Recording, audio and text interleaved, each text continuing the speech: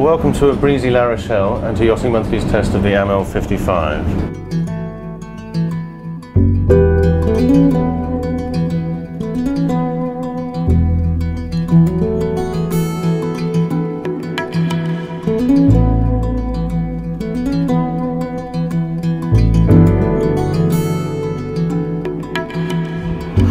So up at the bow, massive stainless steel bow roller. The main one, there's a chain locker below here and hose pipes to go down. I'll show you that later. But this is the main windlass here. This one's kind of a secondary one that uses the chain and cable. Massive bow roller. You can just see these two small holes just on the inside of the bow roller, and fresh water comes out of those to wash the chain when the anchor comes back in. Very nice.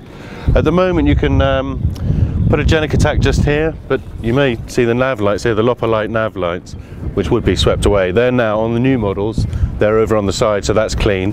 And you can also choose to have a bowsprit, carbon bowsprit, just put in the port hand roller. These very nice flip up cleats have proved to be a bit tricky if you're, just pulling at this angle. The sharp edges don't help anything, so they've gone back to the kind of solid cleat with nice rounded edges that you can pull on. That's all good. So into the sail locker.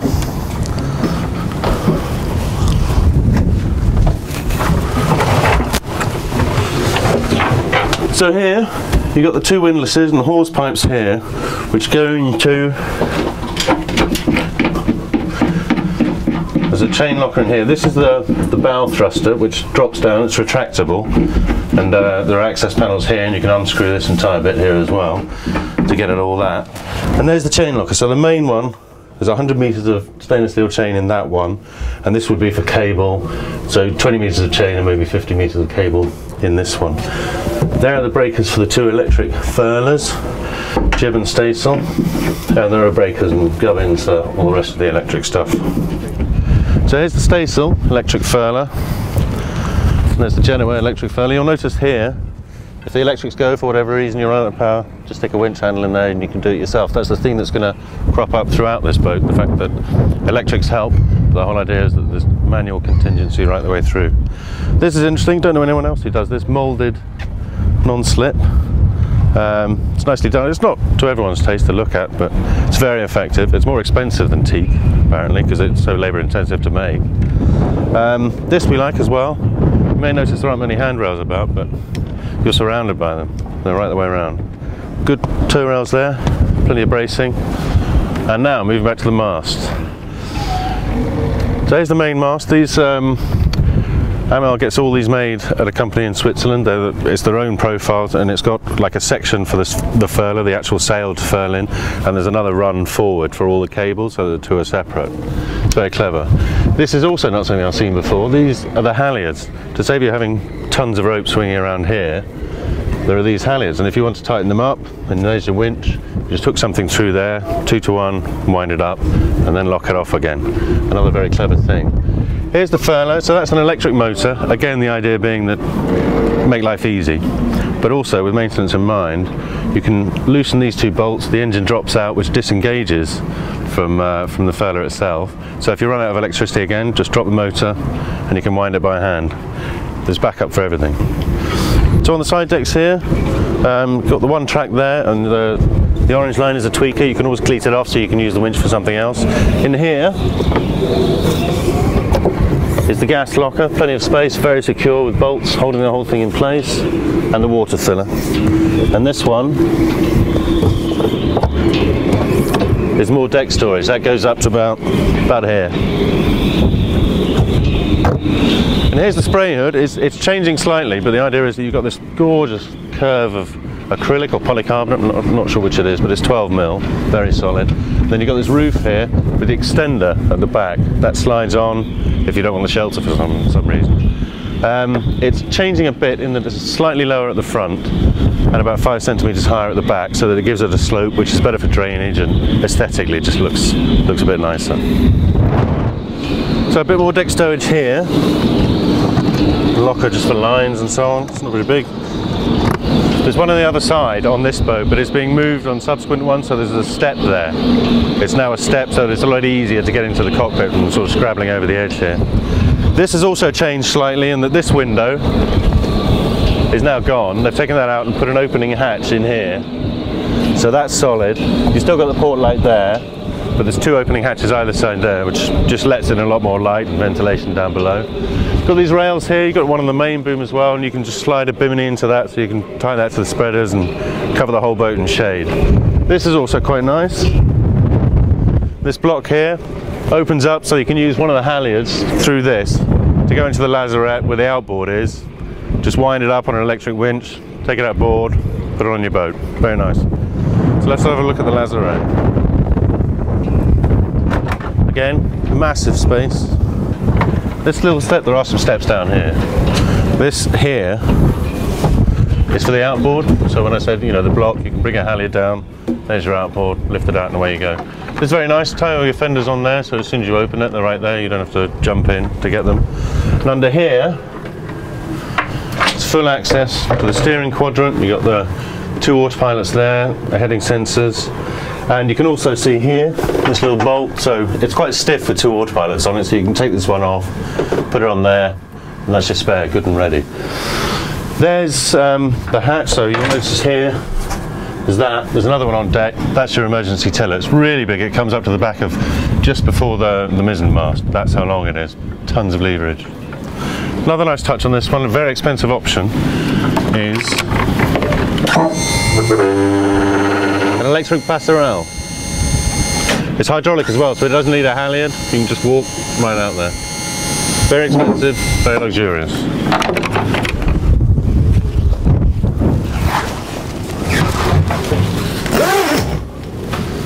That is better.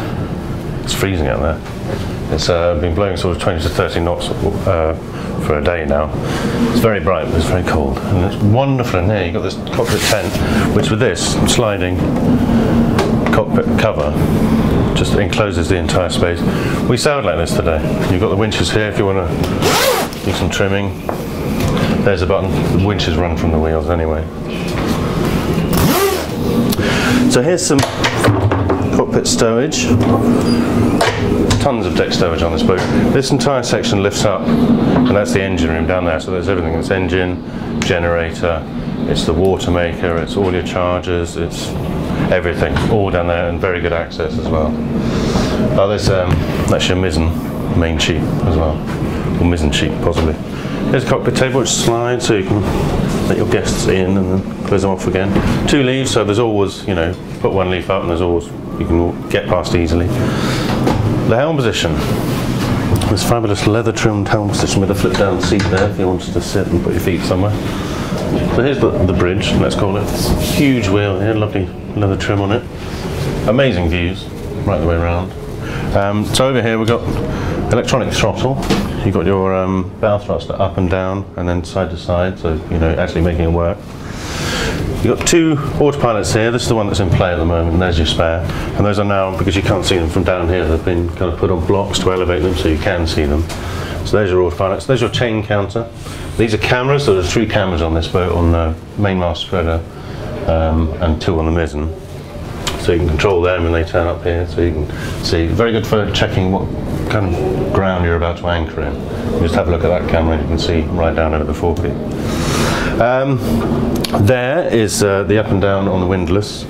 There's the washing, there's the freshwater hose that comes out and washes the chain and the anchor as they come on board. There's your port and starboard winch buttons. So there's that's the mizzen in and out.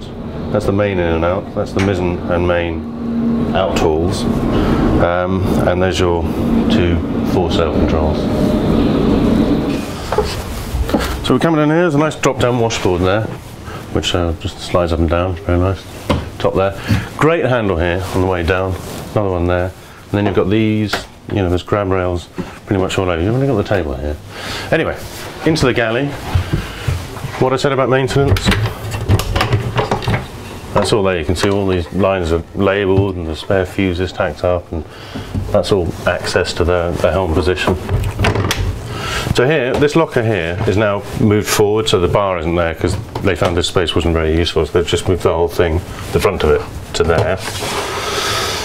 Here, instead of one big deep sink, there's now two stainless ones. So there's one there and another smaller one here. The dishwasher's here at the moment, but there is, you know, you can have one put in here and you lose two of these drawers. The stowage out here, stowage here, there's a big Force 10 3-burner hob there. This massive work surface with these lovely fiddles. You've got two cool drawers there. You can make them both freezers if you want. There is another freezer over there, but that's optional under the starboard seating, and a big fridge here. There's also stowage below the deck, and the water tanks there. 800 litres of fresh water right under you here. So moving across, we've got stowage here, which is lovely, and that's where you keep all your valuables and crockeries and things. And when you're at sea,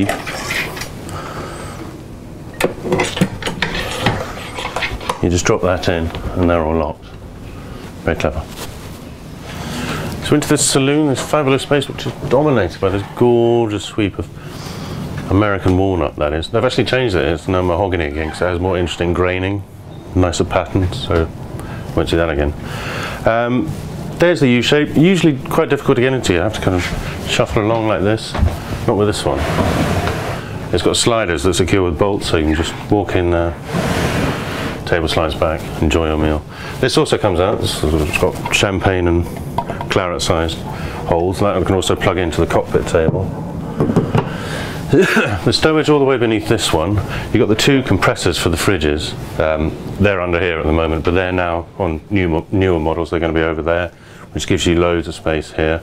They've also remodeled their cushions, so there's a sort of a hinge section here, and you can just lift that up and get straight at the stowage underneath. As I say, you've got the freezer under there at the moment, that's an option, and under here is the AC units. But in general, it's a wonderful place to rest. You've got the 4 opening hatches here, you've got these lovely windows. The whole ports are a perfect height, really good height, and on those winter evenings, you can just sit back, maybe watch a little telly. Another interesting thing we didn't mention up in the anchor locker there, so where the chain locker is, that's a watertight bulkhead, a crash bulkhead if you hit something right there, and also the bulkhead behind me, the forward bulkhead there, is also a crash bulkhead. This boat's full of them. Here's another one. You'll notice, looking under here, that you've got these seacocks for all the through pipes. This is, you know, from the forward heads, that comes through there. You see they're all glassed in and they've all got valves. That's because this, too, is a watertight bulkhead. You notice this hole in the door here? So what you have to do, you shut the door, this screws into the hole, winds up, bolts the door in place, so the door's going nowhere. This is another watertight bulkhead, and a very pretty one. Into the cabin. So we've got some stowage here. This is now one door on the new ones. It's just a single door that opens that way. Beautifully finished. All the lovely sort of padded vinyl I have in there.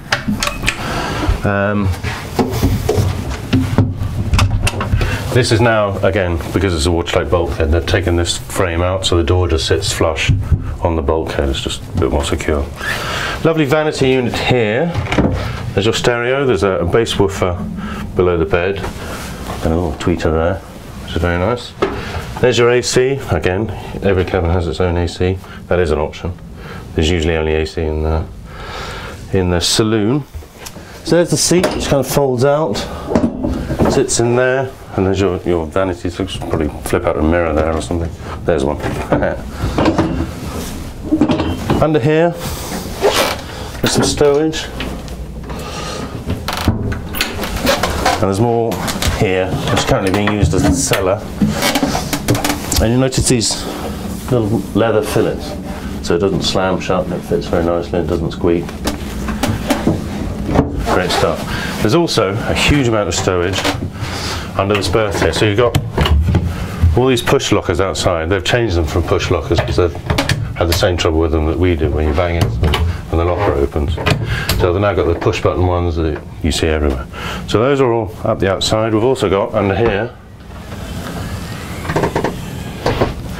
mountain of stowage. It's full of cockpit cushions at the moment. There's also, there's your base woofer. There's also below that base, there's more stowage, still more stowage. The boat is, it's packed with stowage. Very nice hull ports there. You've also got 2 opening ports, so ventilation and light are brilliant. They light up this fabulous woodwork really well. So here's the ensuite heads for the forward cabin. Got the shower room here, which has this sliding door, which locks in place so it doesn't crash around. It's got the opening hatch there. It's very good light. They're not on at the moment, there's one there. There's some stowage out here, more stowage there. Again, it's just this fabulous, fabulous woodwork. Very deep sink, they make their own sinks and that's super deep. And there's some stowage under there. As I say, they're losing the square shower fittings because they're not desperately safe if you bang into them. And they're also losing the shower head, so it will just be the one hand shower that you can prop up there and stand under it and do the same thing, but it's just one unit instead of two. And the shower drains are all gravity fed, so there's no pump, there's no when you're draining the shower, it just automatically feeds into the keel sump, which is the grey water tank. So moving back into the saloon, through the saloon, we've got the chart table here. This is what I absolutely love about this chart table. You're going along at sea and that is wonderful. That's great, I love that. So we've got a drawer out here. This has changed. They thought that having something this long was, you know, somebody leans on that and that's a goner. And also if you're on starboard tack as we were earlier, you won't be able to, it'll charge away at you. So what I've done now, so they keep the fiddle, but it's now, you know, a more conventional flip up chart table there. What else have we got? Excellent instrument space, tons of it. There's the space for your manuals and so on. There's your switch panel. Under here, you've got the engine batteries. They're all under there with the two breaker switches there. This is access to all black boxes that control all the electronics. And I like this too, the foot brace, so you can kind of jam yourself in there. So moving aft, there's a locker here for the pilot berth. And if the pilot wants some peace and quiet, just slide out this door, which also locks in place so it doesn't start zooming about at sea. Under this berth is a fuel tank, 900 litres in the fuel tank there. Got stowage outboard. Again, it's going to be push button rather than this, you know, just press affair. And they've kind of switched these around so the lockers are lower down and the top hinged, and this is now up here, and that's where you keep all the manuals and so on. So there's the berth. There's two opening hatches, one there and one there. This step, which helps you lever yourself up into what is quite a high berth, is now on this side because it's just easier to kind of launch yourself in. And there's a heads there for the pilot berth. So here's the owner's suite, this vast palatial owner's suite. You notice this is another watertight door, so there's another brace there with the wheel, and that'll sort you out. Compression post here for the mizzen mast. This is coming out. They found it a bit obstructive, kind of built into this space, so that's now gone. The television's mounted in there at the moment. That's now going to be in a kind of armoire type arrangement here, and it'll flip up at the end of the bed. The desk now is going to fold down like this, so there'll still be a desk there, and it'll still have a sort of similar sized chair arrangement, but it's going to fold down, which opens up this space, which I think will make a big difference. Got one opening hatch there, a couple in the coach roof, but there's also going to be, so we're losing this light, that's going, and then I've got two opening hatches either side here, so you've still got this light here, which is great, lets in, you know, the evening light, the really rich light. That's gone, two opening hatches. Tons and tons of locker space. Again, I think this is going to be, these are now one part doors rather than two. And there's lockers here and drawers here. Tons and tons of stowage, and that's before you do the same trick as you did in the forward cabin, with a vast stowage space under the berth. So here's the aft hatch, the master en suite. Very, very bright. You've got a big opening hatch there. You've got another one in the shower section over here, which separates using this door. Tons of space. These two mirrored cabinets open. You've got all that stowage in there. A couple of drawers there. Again, very deep sink. And you've also got all these pegs here, so you could use it as a wet locker quite easily. Again, they're gravity drained, so there's no bzzz every time you go to the shower. Very cool. Beautifully fitted out. You know, I'd live here. Well, it's been a really windy trip to La Rochelle. We've had sort of 20 to 30 knots. Today it was a bit lighter. We had sort of 18 to 25-ish. So yesterday was all about photography, and we had full sail up in 30 knots, and it was pretty heavy at the helm, but then we wanted full sail to make the pictures look better. Today we went out and sailed properly, so to start with we had about sort of between 22 and 28 knots, and we were getting about 35 to 40 degrees to the apparent wind angle, making about 6.2 to 6.8 knots, which they said was a bit under. So what they did then was worked out that we had a bit too much mizzen up, so instead we rolled out a bit of genoa, and that meant suddenly we were, you know, 35 to 40 at about 24 to 27 knots of apparent wind. We were getting 7.2 to 7.3 knots. We actually maxed out. If you come down towards 40, you get an extra half a knot, so 7.6 was the best we did on a beat. As you tack through 100, again, it's just autopilot tacking, just hit the button, through she goes. You need to furl the sails though, because there are winches on the mast and the sheets tend to catch on them. So furl both sails, go through, unfurl, where you go. It's electric winches, it's no effort. Then coming down on a fetch, we were getting in about 20 to 25 knots of apparent wind. We got 8.2 to 9 knots. Beam reaching 8.2 to 8.6 in about 18 to 21 knots. And then further down, deep reaching made, well, at 100 degrees, at about 17 to 21 knots of apparent wind, we got 8.6 to 9.5. That was our speed of the day. And then further down at about 14 to 19 knots of apparent wind, beam reaching, broad reaching about 120, 130, 8 to 8.9. So she's quick, not necessarily for a 50-footer, but they did make the point that they're not building race boats. The idea of this boat is not to go fast, because going fast is uncomfortable when you're in big seas and banging around. And this boat is all about comfort. It has to be comfortable. You look at the appointments, so you've got the dishwasher there. There's a washing machine, which I didn't mention, in the pilot berth heads. There's the microwave, there's the massive fridge, there's the freezers. This is about a home from home. You'll have money, we'll certainly have money to buy this boat, because I think the base boat works out at about 895,000, and there's a lot of options on this one. The base boat's pretty high spec obviously, but there's a lot of options on this. So you'll be keen on sailing around the world, because it's that kind of a boat, you know, it's far too comprehensively kitted out to, you know, knock around the south coast. This is about crossing oceans, and it will do it with ease. We were out in 30 knots yesterday. I didn't even have oily trousers on, you know, I didn't have boots on. I was dressed like this in 30 knots, reaching along warm, you know. We could have put the cockpit tent down, would have been incredibly comfortable, and it's fingertip, so it involves very little effort. It looks like a big boat, it is a big boat, but to sail it is no effort at all. And they put a lot of thought into the whole redundancy, so anything that does go wrong, there's a way of sorting it out, and they've already thought of it. So yes, you'll want to sail far. You'll be a couple, it's not really a family boat. There is one that has an option of twin aft cabins, but I think that would be making a mistake.